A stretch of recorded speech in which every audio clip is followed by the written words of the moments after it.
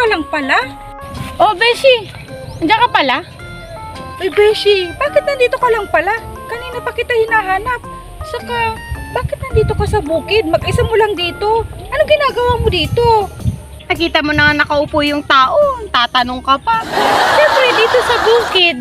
Presko. Tsaka hindi ako nag-iisa. Tingnan mo. Yung kasama kong baka. Yung pa, doon. May kalabaw pa doon. May kambing pa. O, diba? Hindi ako nag-iisa, Beshi. Hoy, Beshi, may sasabihin ako. Alam mo na ba yung latest? Ako, Beshi, ano na naman ba yung latest na yan? Hoy, Beshi, alam mo ba si Badet? May jowa na naman. Ha?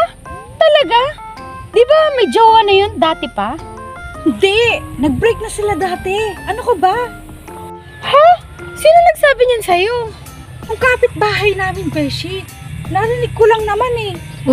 Di nga. Narinig mo lang pala. Hindi mo naman inalam yung totoo bago ka nagchismis. Kaya nga, sinasabi ko lang sa'yo. Baka naman nagkakamali ka.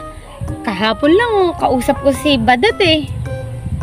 Magpapakasal na daw sila ng boyfriend niya. Yun ang sabi niya. Wow. Hindi nga. Totoo nga, Beshi. Ikaw, Beshi, umayos ka. Hindi mo alam na makakasira ka sa mga maling impormasyon na sinasabi mo. Paano kung kumalat yan sa ibang tao? Eh, hindi naman pala totoo. Sorry naman. Eh, narinig ko lang naman sa kapitbahay yun eh. Sorry. Eh, baka nga chinismis mo na yun sa iba eh. Di lang sa akin. Basta, narinig ko lang yun. Malay mo. Totoo. Susunod, huwag ka maglalabas ng maling impormasyon. Paano kung iba'y mapagsabihan mo, nagaya mo ding chismosa? Bahala ka na nga. Iwanan na kita. Kung ayaw mo maniwala sa akin, diyan ka na.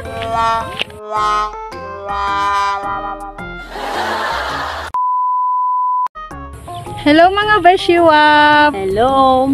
Dito na naman kami para magbigay ng aral about sa ginawa namin short story about sa Chismosa. Panoorin nyo, guys! Marami ba kayong kikilalang mga chismosa, guys? Sa mga tabi-tabi, kapitbahay, mga kaibigan, at So, iba pa. Ngayon, napanood nyo naman kung ano yung story namin.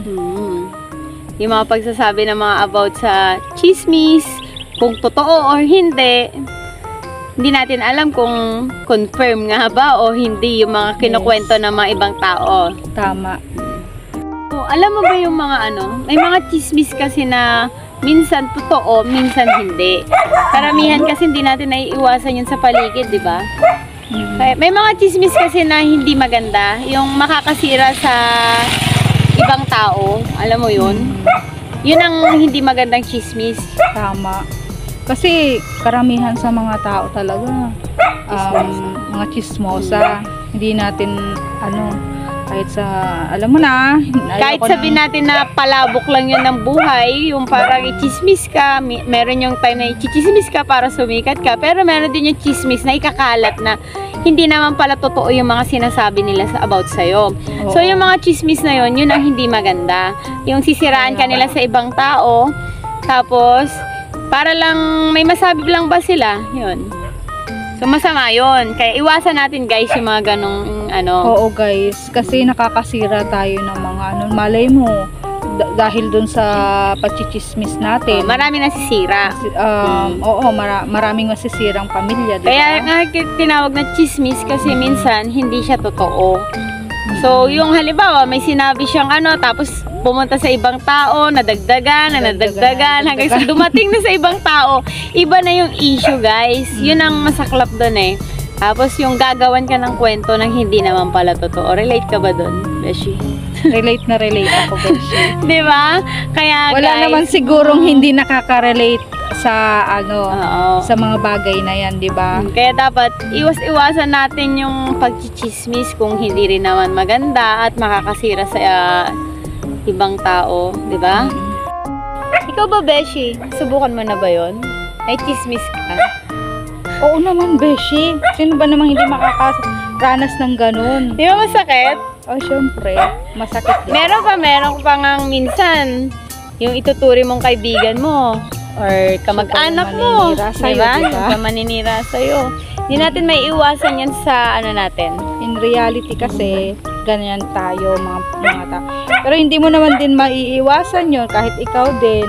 Minsan nagiging chismosa, pero syempre dapat Meron kasi yung chismis na Pigilan. pinag-uusapan. Oo, yung pinag-uusapan mo lang, tapos, yung pagkukwentuhan lang ba, okay lang yon. Pero yung chismis na ikakasira ng isang tao, ikakalat pa, para Na lang hindi gumawa naman totoo. parang yung ginawa ng ano, hindi naman pero totoo. hindi yung ibig sabihin ng Itatry, kasi, yung ikakalat nila, tapos, kinakalat na hindi totoo. Yun ang ibig sabihin ng chismosa. yun na, Pinagkakalat. pinagkakalat yung mga walang katotohanang Kaya nga bagay. Kaya, shout out po. Kaya dapat mag-ano tayo ng impormasyon, magbigay tayo ng impormasyon sa mga tao. Yun, sa pananaw lang alamin po mo namin muna yung sa ano, totoo.